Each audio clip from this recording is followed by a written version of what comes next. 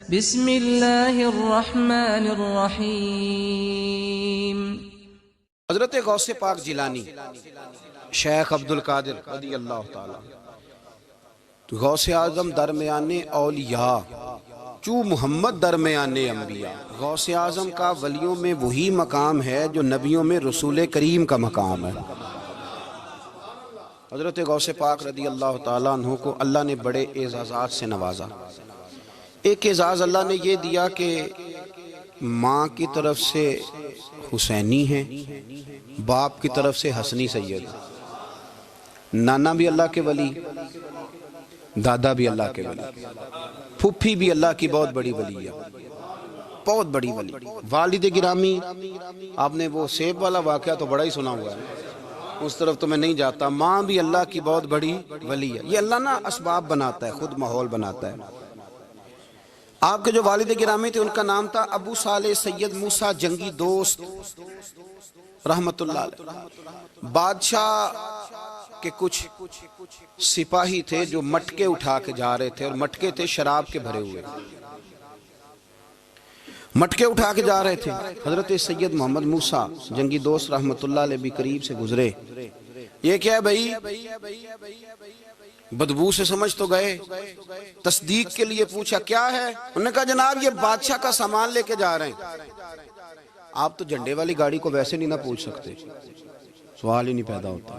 آپ چونکہ جمہوری لوگ ہیں، آپ نے تو بس دفتر بنانا ہے، جب الیکشن ہوگا نا اپنے دروازے کے سامنے سارے محلے سے لڑائی لینی ہے کہ ووٹ میرے آکے دیں، پھر ٹھیک 1.5 مہینے کے بعد سجدہ صاف بھی کر جاتے ہیں، بندہ غلط سی میں نے پتہ ہی نہیں لگا۔ تو یہ پہلے سوچنا تھا تھوڑا سا، ایسے ہی بلا وجہ الیکشن تو روز کبھی کبھی آئے گا، تو ہم نے ایک جگہ تو روز رہنا، ایک دوسروں سے جھگڑے کرنا اور معاذ اللہ تعالیٰ غیبتیں کرنا، عزتیں اچھالنا، یہ مسلمان کا شیوا نہیں ہے۔ حضرت غوث پاک کے والد نے پوچھا کیا لے کے جا رہے؟ بادشاہ کا سامان ہے جی۔ ہاتھ میں ڈنڈا تھا، 3 مٹکے تھے شراب کے بھرے ہوئے، زور سے ایک ایک ڈنڈا مٹکوں پہ مارا تو مٹکے ان کے سروں پہ ٹوٹ گئے۔ بادشاہ سلامت، ہم ساری تقریباً بادشاہ سلامت ہوتے ہیں، یہ کسی کی جرت ہے مطلب میرے گھر کے معاملے میں مداخلت کرے، اور پھر بادشاہ ہو۔ لوگوں نے جا کے بڑی غیبتیں کی، بڑی بڑی کہانیاں سنائیں۔ اس نے تو توڑ دیا جی مٹکے آپ کے، نے کوئی حال نہیں چھوڑا۔ تو بادشاہ کہنے لگا بلاؤ سید موسیٰ پاک جنگی دوست رحمت اللہ علیہ کو بلا لیا۔ تو کہنے لگے بادشاہ تمہیں پتا تھا مٹکے کس کے ہیں؟ آپ فرمانے لگے پتا تھا مجھے۔ کہا کیوں توڑے؟ فرمایا اس لیے توڑے کہ مجھے تیرے اوپر رحم آ گیا تھا، تو اگر شراب پیے گا تو دوزخ میں جلے گا، مجھے رحم آیا تھا میں نے توڑ ڈالے۔ تو کہنے لگا آپ کون ہیں؟ تو آپ فرمانے لگے میں محتسب ہوں، میری حساب کتاب لینے کی ڈیوٹی ہے، محتسب ہوں، غلط آدمی کا حساب کروں گا۔ تو بادشاہ کہنے لگا کس نے ڈیوٹی لگائی آپ کی؟ فرمانے لگے میری ڈیوٹی میرے رب کریم نے لگائی ہے، میری ڈیوٹی اللہ نے لگائی ہے۔ تَأْمُرُونَ بِالْمَعْرُوفِ وَتَنْهَوْنَ عَنِ الْمُنْكَرِ، مسلمان کے ذمے ہے اچھائی کا حکم دے گا، برائی سے روکے گا، یہ ذمہ داری ہے میری، اللہ نے ڈیوٹی لگائی ہے۔ بادشاہ پہ اتنا روب طاری ہوا کہ کہنے لگا حضور آپ کی بڑی مہربانی، آپ نے یہ کام کیا۔ کہنے لگا جناب اگر آپ اجازت دیں تو میں بھی آپ کو محتسب نہ بنا دوں، آپ میرے وزیر بن جائیں، کوئی بندہ اس طرح کا کام کرے تو اسے روکیں۔ تو آپ فرمانے لگے نہیں، تو اپنی نوکری سنبھال کے رکھ، جسے اللہ ڈیوٹی پہ لگائے اسے پھر بندوں کی ڈیوٹیاں نہیں کرنی چاہیے۔ یہ اعزاز اللہ نے انہیں دیا، یہ شان رب کریم نے عطا فرمائی۔ ان کے صاحبزادے تھے حضرت غوث پاک جیلانی رضی اللہ تعالی عنہ۔ اللہ تعالیٰ نے جب کسی شخص سے کام لینا ہوتا ہے تو اللہ اس کے لیے اسباب بھی خود ہی پیدا کر دیتا ہے۔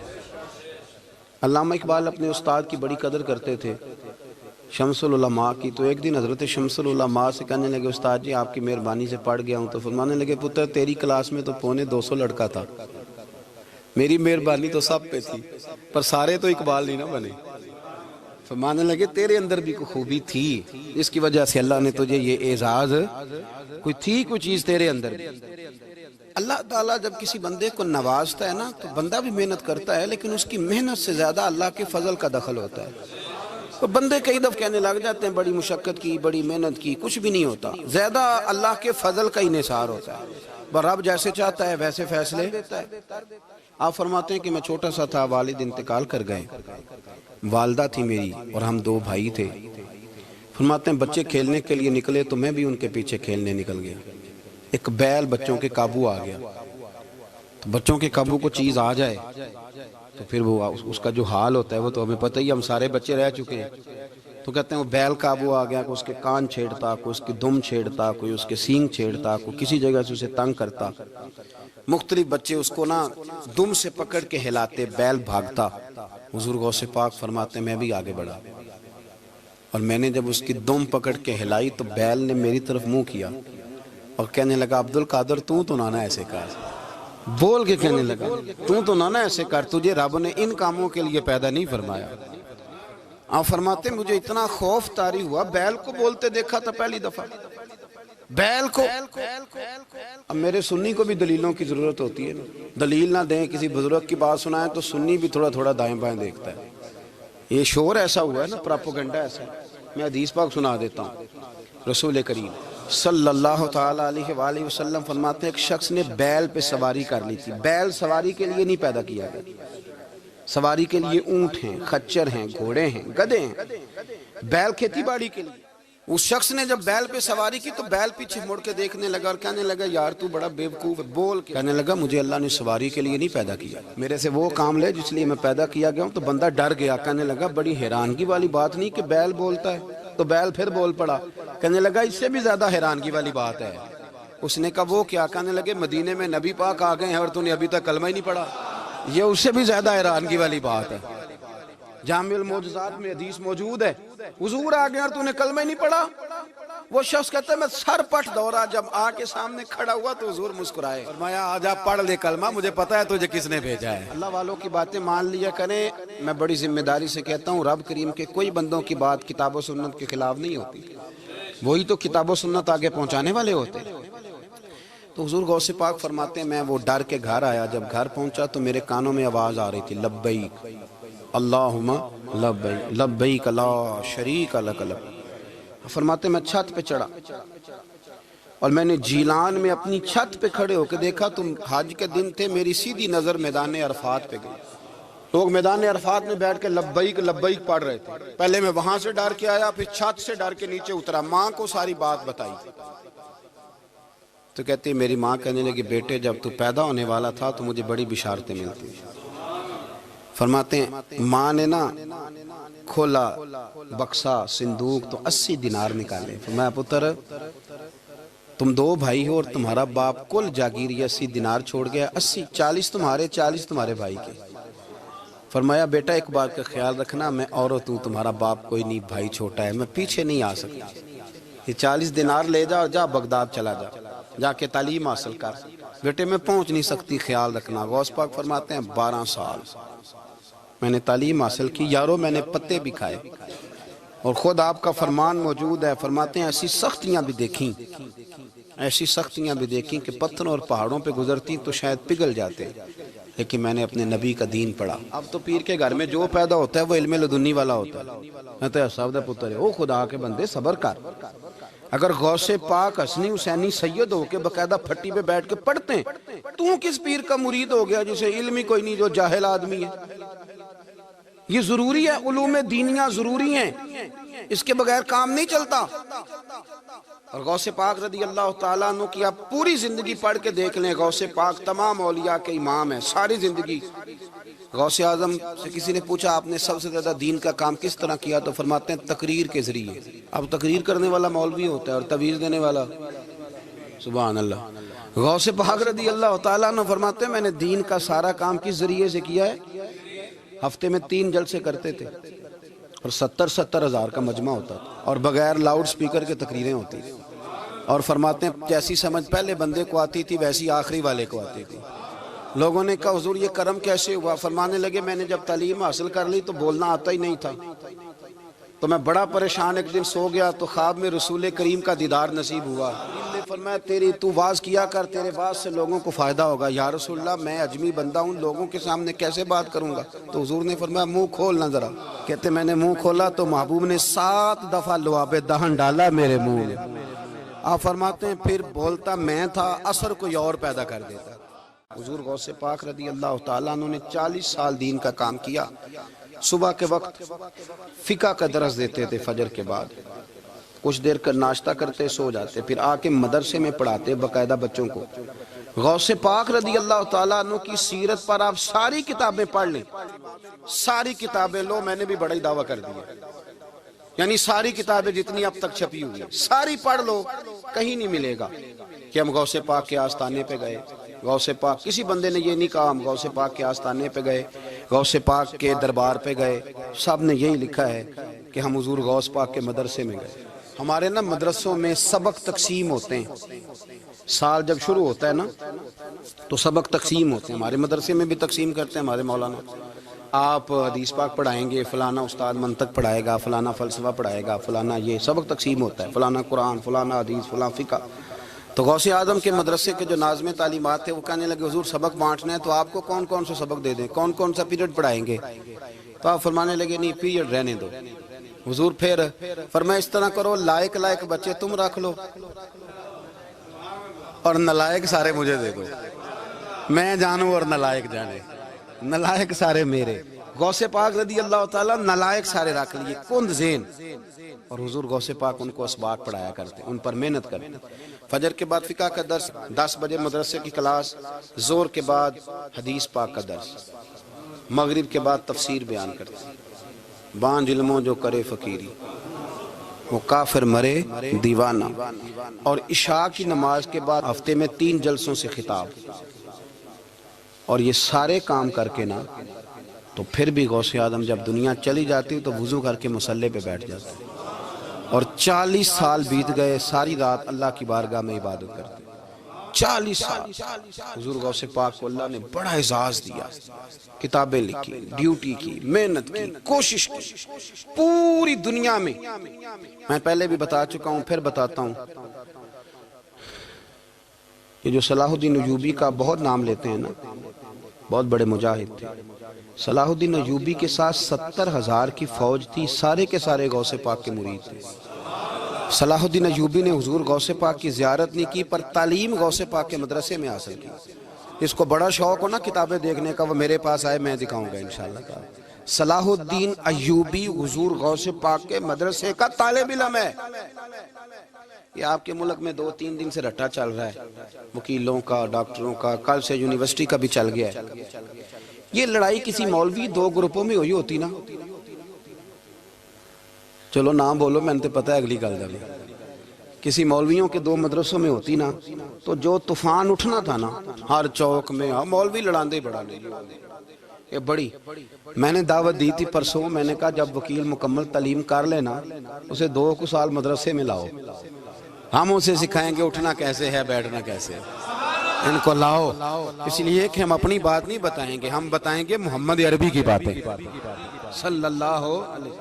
مہربانی کرو، مجھے کوئی شکوہ نہیں ان سے، کوئی کسی قسم کا، اس لیے کہ ہمارے ملک میں نا احتجاج کا کلچر پرموٹ کیا گیا، ہم نے یہ ماحول بنا کے دیا ہے سڑک بلاک کرنے کا۔ یہ ہمارے قریب ایک گاؤں ہے تو روز ڈکیتیاں ہوتی تھی، بچہ بھی قتل، پولیس والے سنتے ہی نہیں تھے، ان بیچاروں نے روڈ بلاک کیا تو سب صحیح ہو گیا، اسی وقت سارا کچھ ہو گیا، پہرے داری بھی لگتی ہے، اب جناب چوکیاں بھی قائم ہو گئی، سب کچھ ہو رہا ہے۔ مزاج بنا دیا ہم نے، یہ عدم برداشت ہے، یہ کلچر خطرناک ہے، یہ کلچر تباہ کرے۔ وکیل کوئی غیر نہیں، ہمارے اپنے بھائی ہیں، کون ہے وہ؟ ڈاکٹر کون ہے؟ ہمارے اپنے۔ یہ جو بچے یونیورسٹی میں لڑے کون ہے؟ ہمارے اپنے۔